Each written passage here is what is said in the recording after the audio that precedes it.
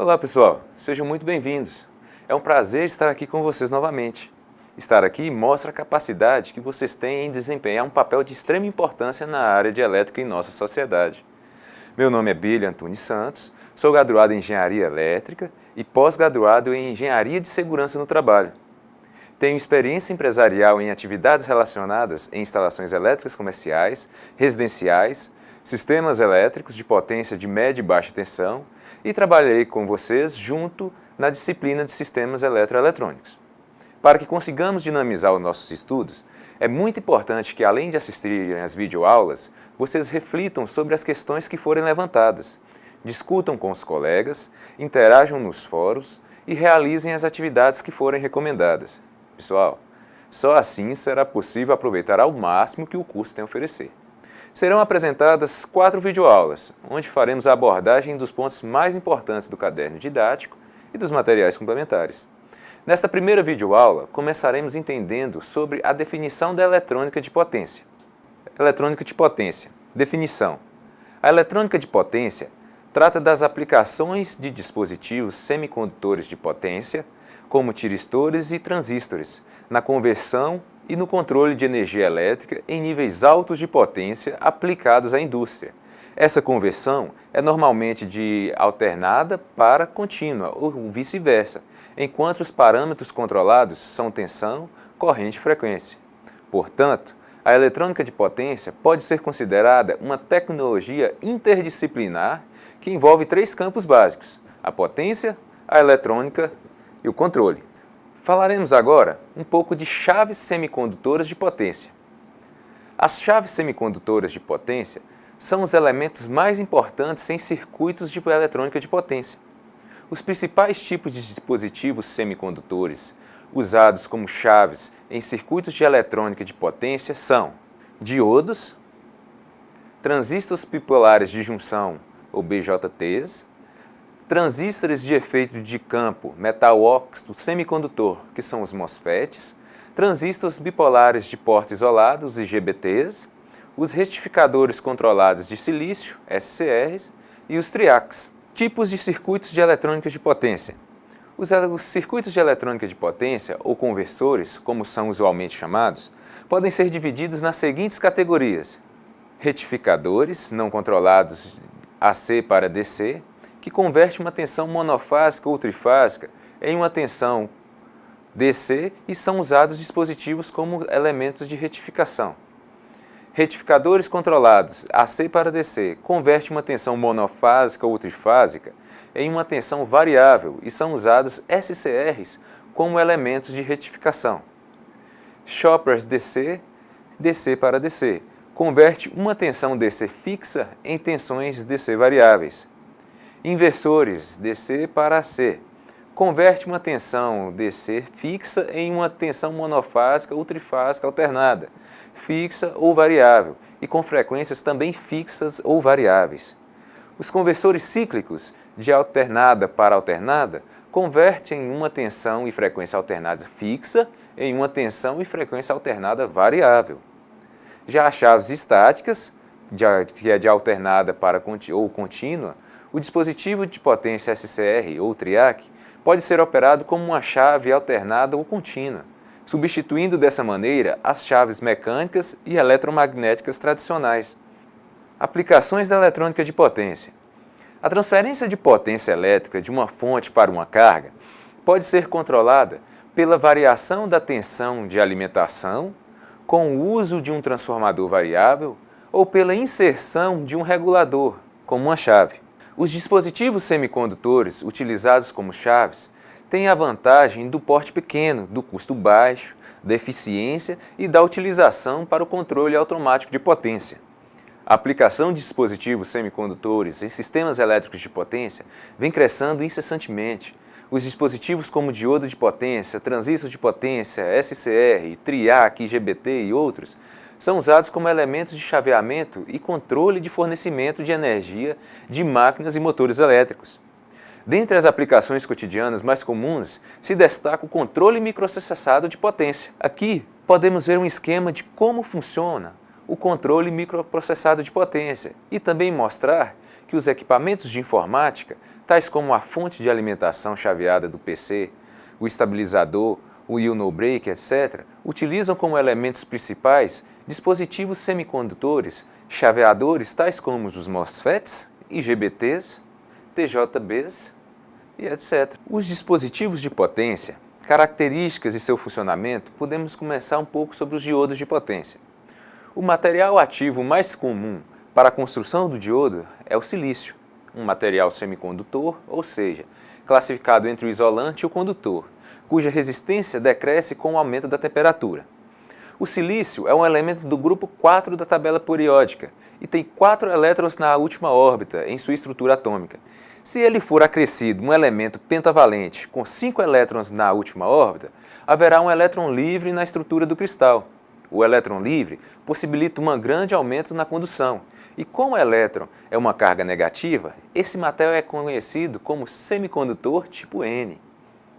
Se ao silício for acrescentada uma impureza trivalente, um elemento com 3 elétrons na última órbita, surge um vazio ou lacuna na estrutura cristalina, que pode receber um elétron. Esse vazio pode ser considerado uma carga positiva, conhecida como lacuna, e possibilita um grande aumento na condução. Esse material, dopado, é conhecido como semicondutor tipo P. O grau de dopagem, a adição de impurezas, é da ordem de 10 à sétima potência de átomos.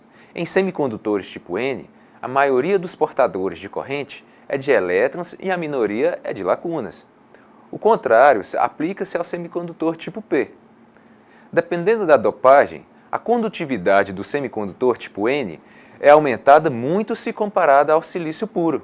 Vemos abaixo um aspecto físico de um diodo de potência caracterizado pelo ânodo rosqueado e na outra figura ao lado que ele é formado pela junção dos materiais dos tipos N e P.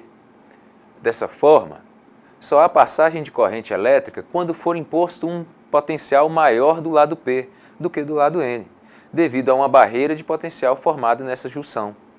É necessário uma DDP com valor acima de 0,6 volts em diodos de sinal para que haja a condução. Em diodos de potência, essa tensão necessária gira em torno de 1 a 2 volts. Falaremos agora um pouco sobre os principais valores nominais para os diodos. A tensão de pico inversa, ou PIV.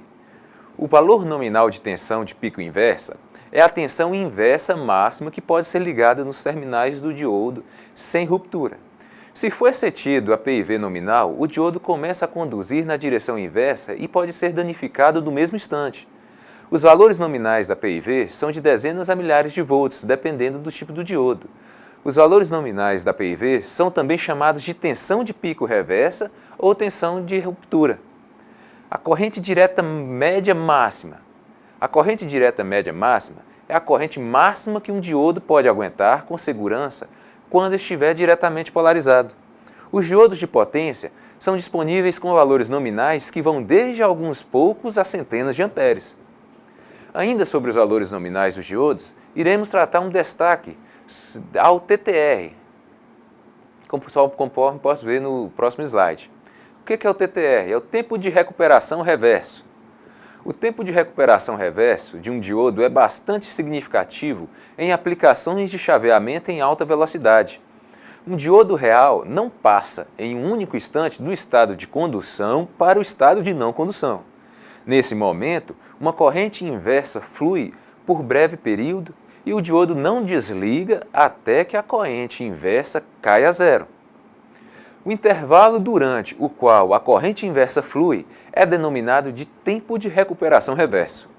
Durante esse período, são removidos os portadores de carga, armazenados na junção quando a condução direta cessou.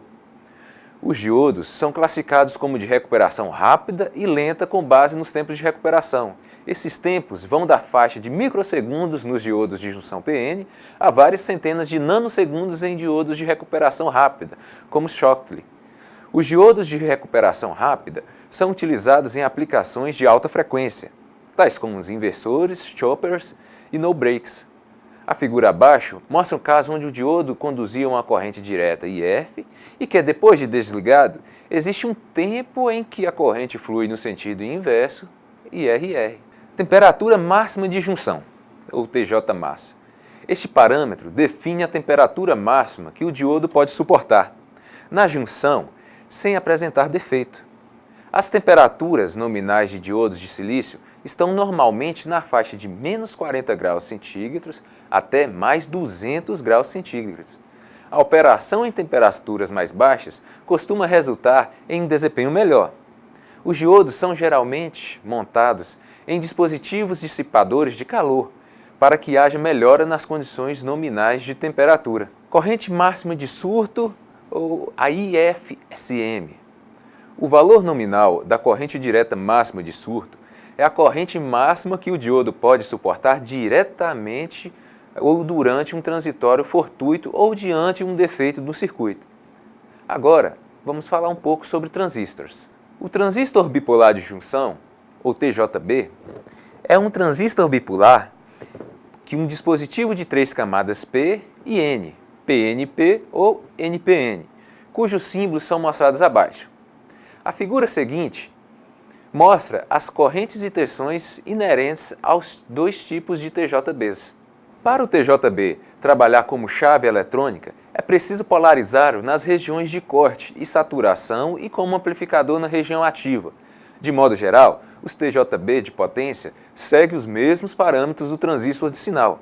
Algumas características são próprias devido aos níveis de corrente e tensões que o dispositivo trabalha.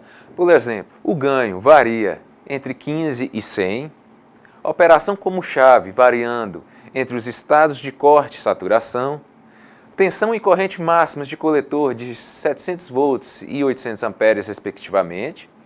Tensão de saturação é de 1,1 volt para um transistor de silício. Tensão de bloqueio reverso entre coletor e emissor em torno de 20 volts, de modo que o impede de trabalhar em corrente alternada. O transistor de efeito de campo metal ox ou semicondutor MOSFET é um transistor de efeito de campo de semicondutor de óxido metálico de potência e é um dispositivo para uso como chave em níveis de potência. Os terminais principais são o dreno e a fonte, com a corrente fluindo do dreno para a fonte e sendo controlada pela tensão entre a porta e a fonte. Abaixo é mostrado o símbolo do MOSFET. O MOSFET é um transistor de chaveamento rápido, caracterizado por uma alta impedância de entrada, apropriado para potências baixas, até alguns kW, e para aplicações de alta frequência, até mais ou menos 100 kHz. Um MOSFET tem aplicações importantes em fontes de alimentação chaveadas, nas quais frequências altas de chaveamento subentendem componentes menores e mais econômicos, além de motores de baixa velocidade de controle que utilizem modulação por largura de pulso. Os MOSFETs estão disponíveis no mercado nos tipos de canal N e canal P. Entretanto, os dispositivos em canal N têm valores nominais de corrente e tensão mais altos. Devido à alta resistência de porta, a corrente de controle é praticamente nula, propiciando um controle de condução entre dreno e fronte a partir de uma tensão aplicada no terminal da porta. Ainda, pela baixíssima necessidade de corrente de controle, é possível comutar a condução dos MOSFETs através de circuitos microcontrolados. O MOSFET é bem mais rápido nas comutações que um TJB, entretanto, oferece mais perdas de condução de saturação. O MOSFET, infelizmente sozinho, não consegue bloquear uma tensão reversa entre dreno e fonte. Isso se deve a um diodo acoplado internamente e sua estrutura em antiparalelo. Este diodo é chamado de diodo de corpo e serve para permitir um caminho de retorno para a corrente para a maioria de aplicações de chaveamento. Este diodo é visto abaixo. O transistor de bipolar de porta isolada, ou IGBT, é um transistor bipolar de porta que mescla as características de baixa queda de tensão de saturação do TJB com as excelentes características de chaveamento e simplicidade dos circuitos de controle da porta do MOSFET. O símbolo do IGBT é mostrado a seguir. Os IGBTs constituem os MOSFETs em aplicações de alta tensão, nas quais as perdas da condução precisam ser mantidas em valores baixos. Embora as velocidades de chaveamento dos IGBTs sejam maiores, até 50 kHz, do que as dos TJBs, são menores do que as dos MOSFETs. Portanto, as frequências máximas de chaveamento possíveis com o IGBT ficam entre as dos TJBs e a dos MOSFETs. Ao contrário do que ocorre no MOSFET, O IGBT não tem qualquer diodo reverso interno. Assim, sua capacidade de bloqueio para tensões inversas é muito ruim. A tensão inversa máxima que ele pode suportar é de menos de 10 volts. Retificador controlado de silício, ou SCR. O SCR é um dispositivo de 3 terminais, chamados de ânodo, cátodo e gatilho. Como mostra a figura a seguir, um pouco mais abaixo vemos os aspectos físicos mais comuns de SCR de potência. A figura mostra o ânodo sendo o terminal rosqueado e 2 rabichos, o cátodo mais grosso e o gatilho mais fino. Podemos considerar o SCR um diodo controlado pelo terminal de gatilho. No SCR, apesar da tensão ser positiva, o mesmo ainda permanece bloqueado corrente contínua. Só quando for aplicado um pulso de gatilho é que o SCR passará a conduzir corrente, comportando-se como um curto-circuito. Para observar esse fato melhor, é mostrada a curva desse dispositivo, onde podemos distinguir 3 regiões. A polarização reversa, onde a VAQ é menor que zero, praticamente não há corrente reversa. A corrente reversa depende do tipo de SCR. Nos de baixa corrente, a corrente reversa é da ordem de dezenas a centenas de microamperes, e nos de alta corrente, a corrente reversa pode chegar a centenas de microamperes. A polarização direta em bloqueio, nessa região, há várias curvas parametrizadas pela corrente de gatilho, IG. Quando G for igual a zero, o SCR permanece bloqueado, desde que a tensão seja inferior a VBO, tensão de disparo ou breakover voltagem. Quando VAQ for igual ao VBO, o SCR dispara e a corrente cresce, sendo limitada pela resistência da carga, colocada em série com o SCR. E tem a polarização direta em condução. Para que o SCR permaneça nessa região, é necessário que a corrente do ânodo atinja um valor mínimo de disparo IL. Caso esse valor não seja atingido após o disparo, o SCR volta ao estado de bloqueio. Pela curva do SCR, vê-se que quanto maior o valor da corrente de gatilho, tanto menor a tensão VAQ necessária para disparar o SCR. Isso é verdade até o limite de IG for igual a IGT, corrente de gatilho do disparo. A IGT é a mínima corrente de gatilho que garante o disparo do SCR com tensão direta de condução VT. Com IGT aplicada, é como se o SCR fosse um diodo. Nessa região de polarização direta em condução, a queda de tensão do dispositivo é em torno de 1,5 volts. Após o disparo, sendo estabelecida a condução IA igual a IL, a corrente de gatilho poderá ser removida que este continuará em condução. O SCR só voltará ao bloqueio se a corrente IA cair abaixo da corrente de manutenção, ou road corrente, ou se VAQ for menor do que zero. Agora, métodos de acionamento. O nível mínimo de tensão e corrente necessário para acionar o disparo de um SCR é uma função da temperatura de junção. De maneira genérica, quanto menor a temperatura de junção, maior será a corrente e menor a tensão necessária ao gatilhamento. A corrente e tensão de gatilho estão sujeitas a um valor máximo, mas no disparo devem ultrapassar um valor mínimo. O produto entre a tensão e a corrente de gatilho dá um nível de potência para o qual o máximo é estabelecido. Os métodos de disparo da aplicação de pulso de um gatilho. Além da aplicação do pulso de gatilho, o SCR pode ser disparado de outras formas. Normalmente, esses disparos são injetados e, em alguns casos, podem destruir o dispositivo. Disparo por sobretensão. Se aumentarmos a tensão VAQ a ponto de atingir o valor VBO, o SCR entrará em condução, mesmo sem a aplicação da corrente de gatilho. Esse processo de disparo, nem sempre destrutivo, raramente é utilizado na prática. Disparo por outros meios. Há a possibilidade do SCR entrar no estado de condução sem a aplicação do pulso de gatilho por aumento de temperatura ou por intensidade de luz ou radiação do dispositivo. No segundo caso, há um dispositivo próprio chamado LASR, Light Active Silicon Control Receiver. Além do disparo por luz, esse dispositivo também é acionado pelo gatilho. Podemos ver na figura 17 os detalhes dispositivos. Detalhes do SCR. Já os métodos de bloqueio, podemos bloquear ou comutar um SCR, significa cortar a corrente que ele conduz e impedir que ele retorne à condução. Ou seja, o bloqueio estará completo, quando a corrente no sentido direto for anulada e a reaplicação da tensão direta entre o ânodo e o cátodo não provocar o retorno do SCR ao estado de condução. O bloqueio natural. Quando se reduz a corrente de ânodo a um valor abaixo de IH, chamada de corrente de manutenção, o SCR é bloqueado. A corrente de manutenção tem um valor baixo, normalmente cerca de 1000 vezes menor do que a corrente do dispositivo. Em circuito de corrente alternada, em algum momento a corrente passa pelo zero da rede, levando o SCR ao bloqueio. Exemplo, bloqueio pelo zero de rede. Já o bloqueio forçado, em vez de aguardar a passagem de corrente pelo zero da rede para bloquear um SCR, pode-se fazer o bloqueio através de dois meios. O primeiro é diminuir o fluxo de corrente direta para um valor abaixo de IH, e já o segundo, aplicar a tensão reversa. Após o bloqueio, deve-se garantir que a tensão não seja reaplicada ao SCR imediatamente. Isso restabeleceria o processo de condução do dispositivo. A tensão reaplicada deve aumentar segundo um parâmetro definido nas folhas de dados fornecidos pelo fabricante. Aqui nós temos o exemplo por chave e o exemplo de bloqueio por capacitor. Agora falaremos um pouco sobre o TRIAC.